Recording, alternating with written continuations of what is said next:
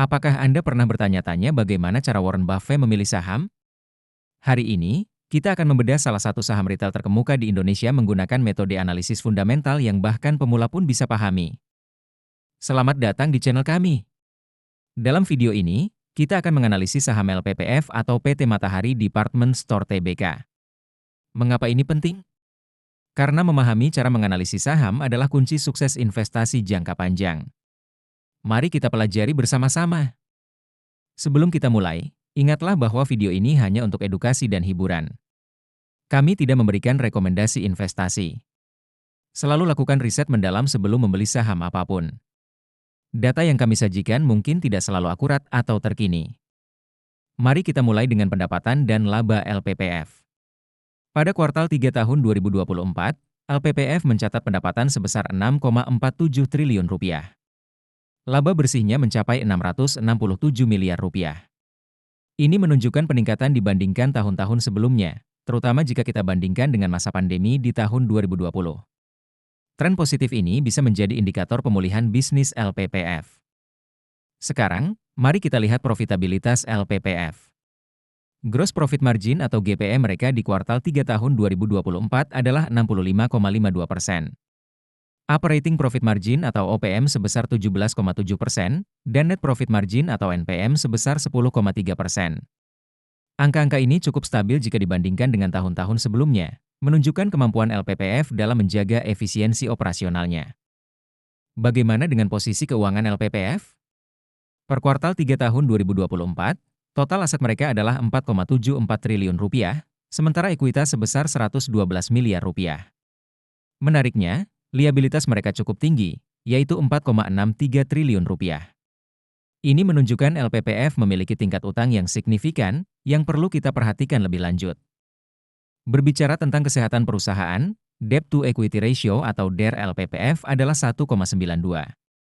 Ini berarti utang perusahaan hampir 2 kali lipat dari ekuitasnya. Equity Multiplier atau M mereka sangat tinggi, yaitu 42,25.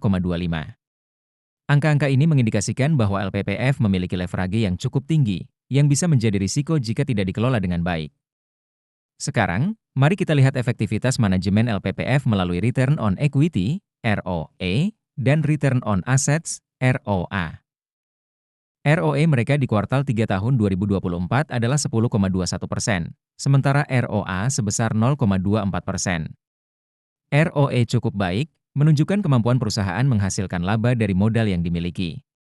Namun, ROA yang rendah mengindikasikan efisiensi penggunaan aset yang masih bisa ditingkatkan. Tren ROE dan ROA ini menunjukkan perbaikan dibandingkan tahun-tahun sebelumnya, terutama masa pandemi. Sebelum kita lanjut ke valuasi, jangan lupa untuk mengunduh chart sheet investasi saham kami melalui link di deskripsi video ini. Dalam valuasi menggunakan PE/BEN, kita melihat bahwa rata-rata PLPPF adalah 19,87. Harga wajar berdasarkan PE/BEN adalah Rp5.625. Dengan harga saat ini Rp1.400, ini memberikan margin of safety sebesar 3,02 atau 302%. Ini bisa mengindikasikan bahwa saham LPPF saat ini undervalued atau terlalu murah jika dilihat dari sisi P ratio. Sementara itu, valuasi menggunakan PB/BEN menunjukkan rata-rata PB LPPF adalah 95,75. Harga wajar berdasarkan PB/BEN adalah Rp4.562. Dengan harga saat ini memberikan margin of safety sebesar 2,26 atau 226%. Sekali lagi, ini bisa mengindikasikan bahwa saham LPPF saat ini undervalued jika dilihat dari sisi PB ratio. Nah, itulah analisis fundamental saham LPPF. Bagaimana menurut Anda? Apakah LPPF menarik untuk diinvestasikan? Jangan lupa tinggalkan komentar untuk saham yang ingin Anda analisis selanjutnya.